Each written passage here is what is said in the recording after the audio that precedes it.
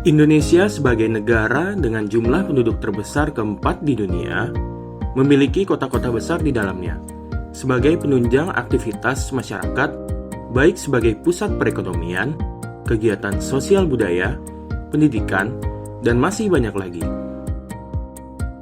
Kota-kota besar di Indonesia sejatinya wajib memiliki fasilitas transportasi yang baik untuk mendukung aktivitas masyarakat tersebut. Salah satunya yang umum dijumpai adalah moda transportasi bus kota. Pada awalnya, bus merupakan kendaraan yang ditarik kuda. Kemudian, dimulai dari tahun 1830-an, bus bertenaga uap mulai ada.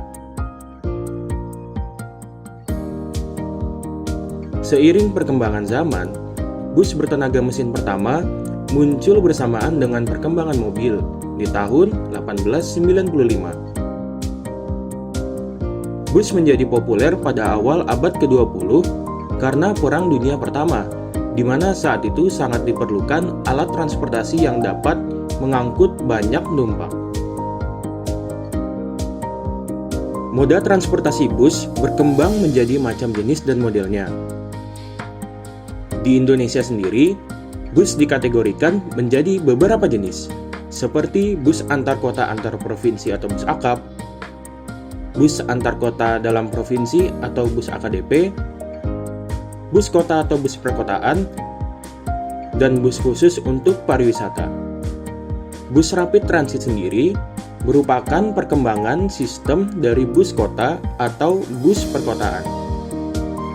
Bus rapid transit atau yang disingkat BRT adalah bus kota atau bus perkotaan yang berperan sebagai sistem transit massal yang memberikan mobilitas cepat, nyaman, aman, dan berbiaya rendah dalam pelayanannya.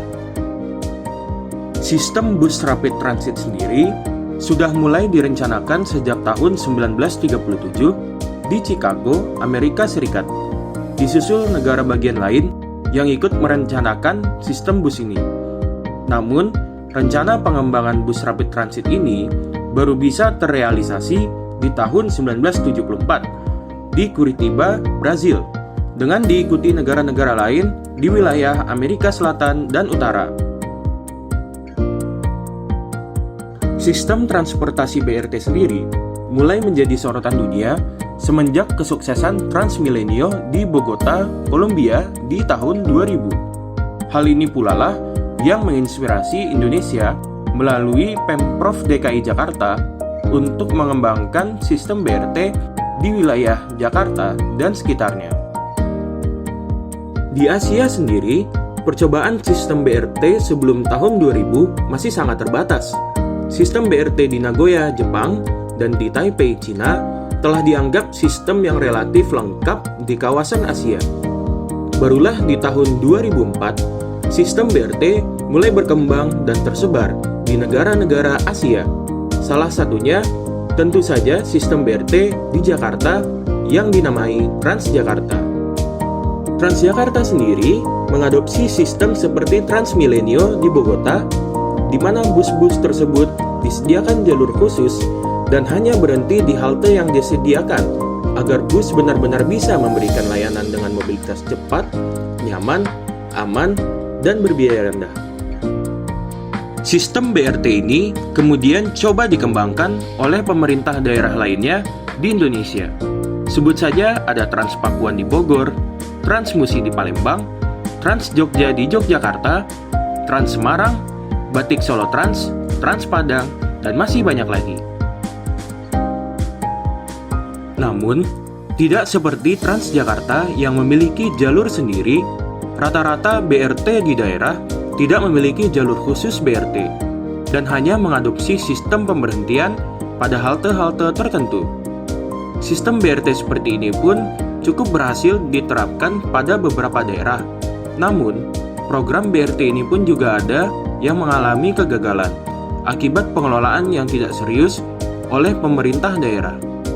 Salah satu contohnya, sistem BRT Trans Pakuan yang bangkrut dan saat ini sudah tidak beroperasi. Sementara itu, sistem BRT yang cukup berhasil diterapkan di daerah Contohnya seperti Trans Jogja di Yogyakarta dan Transmusi di Palembang.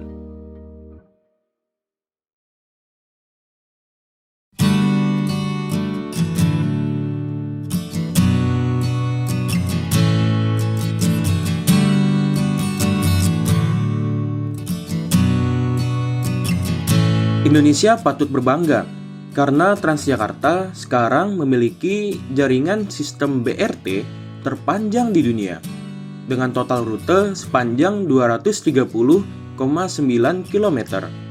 Walau sempat mengalami berbagai permasalahan seperti jumlah bus yang terbatas hingga kasus terbakarnya bus, namun sejak tahun 2016, Transjakarta mencoba bangkit dari keterpurukan, mengevaluasi kinerja manajemen, dan melakukan berbagai inovasi dalam memaksimalkan pelayanan kepada penumpang, seperti peremajaan armada bus dan penyediaan sistem tiket elektronik baik di halte dan di dalam bus non-BRT. Hal ini juga yang perlu diperhatikan kepada setiap pemerintah daerah apabila ingin menyediakan sistem angkutan BRT di daerahnya, agar bisa menyediakan pelayanan yang baik sehingga masyarakat akan segera beralih menggunakan transportasi umum seperti BRT ini.